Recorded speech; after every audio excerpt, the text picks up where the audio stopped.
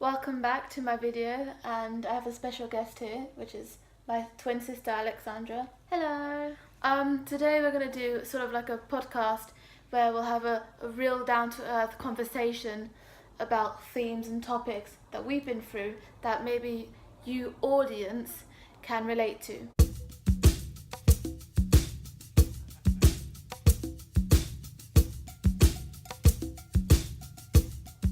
So we're going to discuss about being more independent and having that confidence. Which I had a little struggle with. Yes. So I'm going to just like ask you some questions. Yeah, go ahead. So we've been together since the beginning of time, you know, since we were born, and we've been together at school, secondary school, nursery. Yeah. What was it like for you when you had to be in a new environment all on your own without me? Gosh, I mean, now I can't really remember it because it was like a year ago. But I remember I was at school and I kept thinking, I kind of wish I was still like at school and that I wasn't like anywhere else because I knew that you wanted to go and do something else from what I wanted to do. And I said, if that's the case, we're going to have to be apart. And I was like, this is not going to work. And I said to myself, I know I'm going to be sick the first few days. I know I'm going to start crying. I know I'm going to miss you and I'm going to want you. And I was just thinking, I don't know how I was going to be able to do it because, I mean, for you, it was probably easier because... Well, yeah, in a certain sense, because I had already been for a week once alone with other friends in a different country.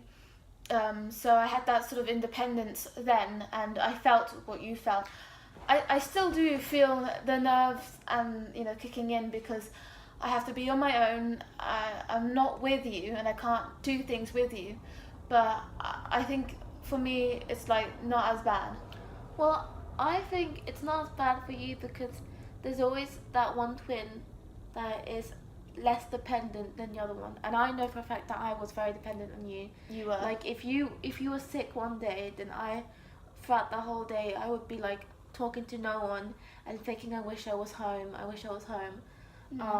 And for you it was probably a little bit hard because, you know, not seeing me, especially when you went to Canterbury, not seeing me. Yeah, But like it wasn't quite tough. It was really hard for me when I for the first day when I went to the British Academy Jewellery, and I remember I felt like throwing up because I was so nervous, and I kept saying to myself, "Oh, don't start thinking. Go back home. You know, don't do this. You need to be by yourself, and you need to sort of distance yourself from Kat because you shouldn't be dependent your whole life. Because then at some point I'm gonna have my own family. She's gonna have hers. We can't live together." But I just was like. I remember just feeling really sick the first few days, and I was like, I really don't want to be doing this. But I was saying to myself in my head, you have to do this. Don't say go back home. Go. You can do it. You can. And then after like 2 weeks, I was fine. So did you make any friends? That's the big question. Did you make any friends? I'm very shy, and I find it hard to talk to people. So it's usually the people talking to me, and I made a friend with a guy called Johnny because we sat next to each other. And he was always like, oh, so how are you doing? And he would always look at what I was making and say, oh, see, yours is much better than mine because we had like tasks to do. Or, oh, look at mine, or I managed to finish it. Or he usually also like sang songs because he can sing and he would rap and stuff like that.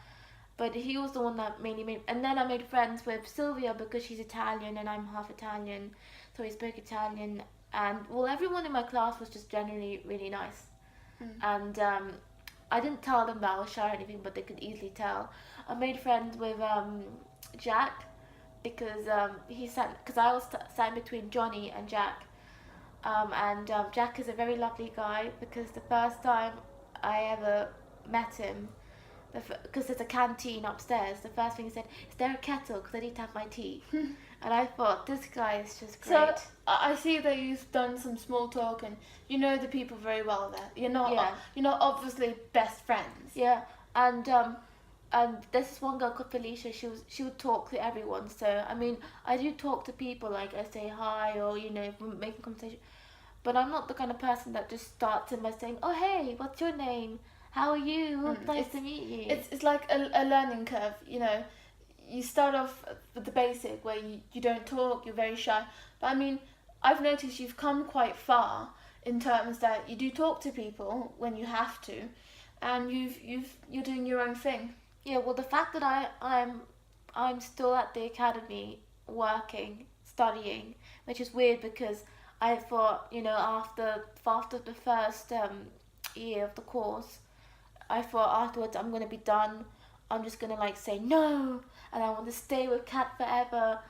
But actually, I mean, last year was a little bit off-putting because they had this whole idea that we were gonna get an apprenticeship and it was all gonna be great, but then it didn't.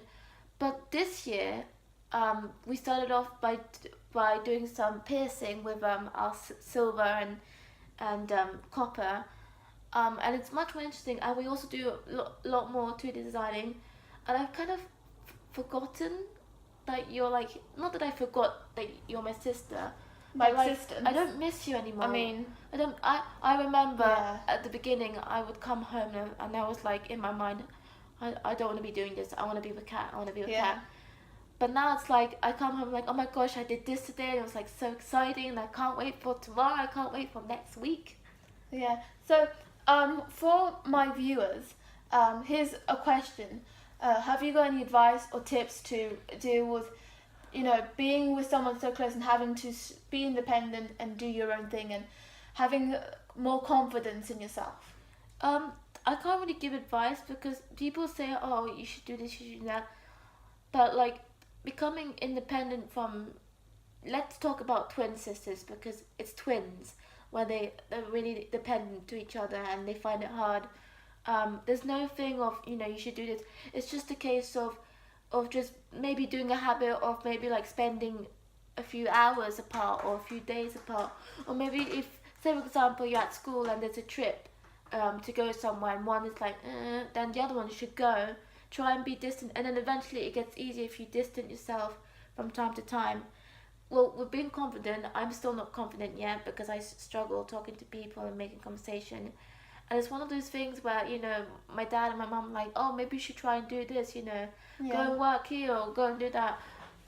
It doesn't work like that. It's just one of those things that I will eventually wake up and be like, right, I can say hi to this person. Or, Yeah. you know. I think for me, how I gained the confidence and became more independent, I think for me it was just my brain. I had that moment where the opportunity to go to France for a week, like I had said before, with a French family, stay there, learn French, and I was like, don't know.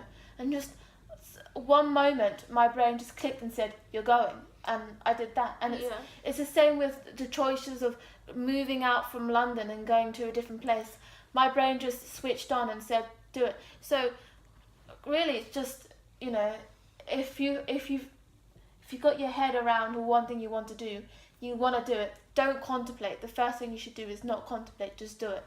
Yeah, but it's the fact that people think, oh, say for example, because I'm shy, people think, oh, you'll be able to conquer it. You just need to do this. You just need to do that. You just need to, you know, why don't you go and work at this place, or why don't you go and organize, you know, this to invite people you don't, or let's say. But it's not about doing stuff, because doing stuff doesn't really change anything. Yes, I've improved a little bit because, you know, I'm now apart from my sister, but it's me. It's my brain that would tell me, okay, you're ready to start talking to this person, to say, hey, how are you doing? You know, to be the first one to make the conversation. It takes time. It takes time. a lot and of it's not time. one of those things where you say, if you do this and then you do this, you'll be ready by this time. It's one of those things where you just have to wait, and you just have to. At least for me, I have to wait. Yeah, but you have to have the courage and someone to push you. Yeah, someone has to push to you, get but- to get you to do. To get you to like, for instance, to get you to talk to people. Yes, you know, of course, You but- can't just sit there and wait and watch. Sometimes it takes another person to sort of push you and persuade you to do this. Yeah, but a lot of people. And but a lot of people. I'm really glad with how far you've come with this. I know, but a lot of people think, you know, if, let's say for example, if you, people say to me, or like, you know, mommy, daddy say, oh, why don't you do this, why don't you, So, for example, a lot of people think it's, why don't you do a job where you have to talk to people? Why don't you go to this club where you have to talk to people? Why don't you do this where you have to talk to people? But for me, it doesn't help or anything. Maybe I become a little bit more. It's just a case of me being ready for when I will 100% be confident and be like, okay, hi, how are you? Who are you? I've never met you before. Let's make a conversation. I think also you can't be comfortable with yourself. In any situation where you have to be independent, where you have to be, where you want to be more confident, you have to find yourself in an uncomfortable situation. Because then it goes to show that you're nervous and you're trying to get there. You're trying to talk to people. If you're comfortable just sitting and not saying anything, then there's something wrong. Because I'm still at the level, I say hi to people when they say hi to me. I talk to them when they're talking to me. But I'm still at that level where when I'm working, especially because I work on a workbench, so it's a very independent thing. If the teacher, like last week when we were starting off with our ring making for the competition, and then I had to go and get something from the tech office, and then he was there with my ring, and I just sat there because I find it hard to say, oh, I'm here, I can have my ring back, can you show me this? And then he was like, Alex, your work is here, come and get it, let's, I still struggle with saying, asking the teacher help, As long as you don't get into the comfortable mode, because then that shows that you're not doing anything right. I mean, I'm never in the comfortable mode. Just going into the school and knowing that people are going to talk to me, and I have mentioned this year because there was a girl, and she was like, "Oh, you can come and sit next to us in the workbench and stuff like." I said, "I know, I'm just very shy," and they're like, "Oh, yeah, it's okay. Well, don't worry. If you want to come, you can." And there's this guy called Stefan. He's hardly ever there, but when he's there,